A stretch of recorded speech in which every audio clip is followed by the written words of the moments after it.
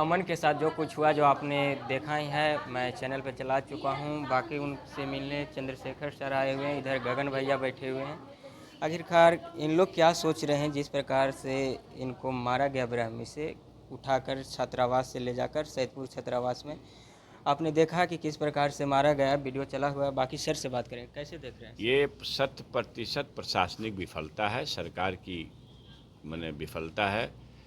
लगातार दर्जनों अपराध कारित हो रहे हैं, अपराध हत्या के अपराध कारित हो रहे हैं, बलात्कार के अपराध कारित हो रहे हैं, अपहरण के अपराध कारित हो रहे हैं। और ये जातीय विद्वेष के कारण इस बच्चे के साथ अनावश्यक, एक निर्दोष बच्चा यूनिवर्सिटी में सिर्फ इसलिए कि अच्छा बोल सकता है, अच्छा लिख सकता है, अच्छा पढ़ सकता है, किसी निर्दोष बच्चे के पक्ष में अगर एक लाइन स्टेटस पर लगा दिया तो इसके चलते मतलब तालिबानी शासन का एहसास करा रहा है कि तुम न फंडामेंटल राइट है, न तुम लिख सकते हो न बोल सकते हो।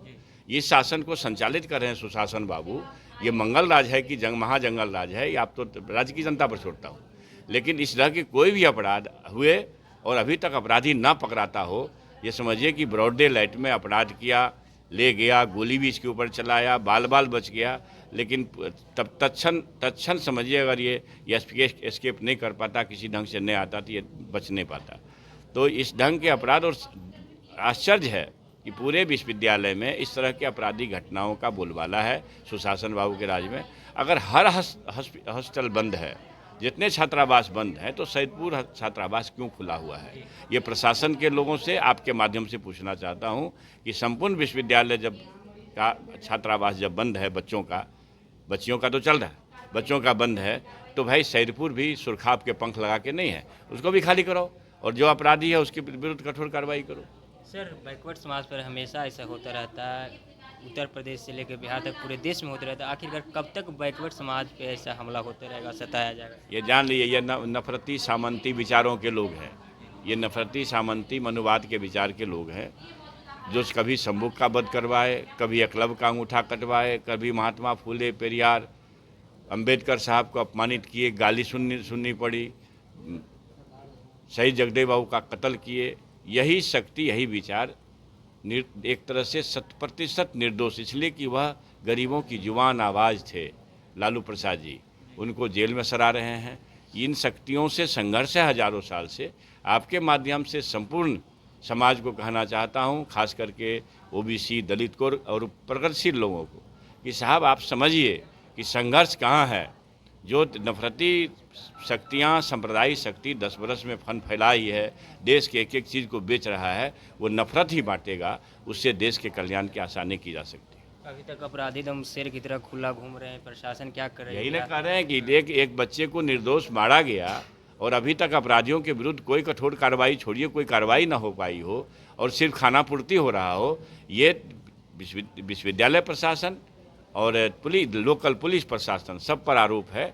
और ये जो बच्चा है, इसका संपूर्ण इलाज का खर्चा हमारी पार्टी उठा रही है और आगे कोई दिक्कत इलाज में नहीं होगी। लेकिन ये कह रहे हैं कि भाई इस तरह के कृत्य अब कारित हो रहे हैं, तो पूरे राज्य और राज्य की जनता को, समाज को ये समझना चाहिए कि दर्जनों हत्या के अपराध हो रहे हों, दर्जनों बलात्कार के अपराध हो रहे हों, अपहरण के अपराध हो रहे हों, मारपीट तो चलिए, ये इस तरह से ब्रिचपली मारपीट करके तो रोज़ लोग को भगा रहा है, यूपी हो, बिहार हो, हर जगह हो। लेकिन ये संप्रदाय नफरती मनवादी शक्तियों को खदेड़ने का मामला है। और जातीय तांडव जो लोग कर रहे हैं, उन लोगों को भी होश में रहना चाहिए कि अगर मान लीजिए सैकड़े 85-90 लोग सड़क पर रहेंगे तो तुम कहाँ रहोगे? अगर मनवादी सोच के वाले के साथ आज ऐसा हाल होता तो पटना अब तक जाम हो जाता है सर, लेकिन अभी तक जागृति का अभाव है ना, ये जागृति का अभाव है। इसमें इतनी बात ये कहूँगा जरूर, वैचारिक रूप से समझिए कि मनुवाद ने हजारों जातियां बनाई, ईश्वर ने नहीं बनाई। और जाति के पीछे जितनी दीवारें हैं, इसी को ढहाने के लिए बाबा साहब अम्बेडकर ने नेलिसन और कास्ट लिखा, जातियों का विनाश लिखा है। जब तक लोग उसको न समझेंगे, संविधान सम्मत अधिकार को नहीं समझेंगे, जाति में पड़े रहेंगे, तब तक ये मनुवादी लोगों को परेशान करते रहेंगे, अपमानित करते रहेंगे, हत्या करते रहेंगे। और इस ढंग से तुगलकी आदेश न हो गया भाई। ये मोहम्मद बिन तुगलक के राज में होता था कि बोलने पर पाबंदी है, पीटेंगे, मारेंगे, हत्या करेंगे। ये तुगलकी शासन चल रहा है बिहार में। इसके खिलाफ पूरे समाज को जागृत होने की ज़रूरत है। आप क्या कहेंगे गगन भैया? मौत से जूझ रहा है अमन। देखिए, बहुत दुखद घटना है और छात्र राजद का एक सदस्य है। मजबूती के साथ, पूरे मजबूती के साथ पूरे पार्टी के लोग हम लोग इसके साथ खड़े हैं और कल जो है हम लोग बिहार के सभी विश्वविद्यालयों को बंद करने का आह्वान किए हैं छात्र राष्ट्रीय जनता दल की तरफ से। और इसके साथ इस घटना घटने का मुख्य यही कारण है कि यह एक पिछड़ा का बच्चा है। ऐसा ऐसा स्टेटस पटना विश्वविद्यालय और पूरे बिहार में कई बार लगते रहा है और हटते रहा है, लेकिन इसके साथ घटना इसीलिए घटा है कि यह पिछड़ा का बच्चा है।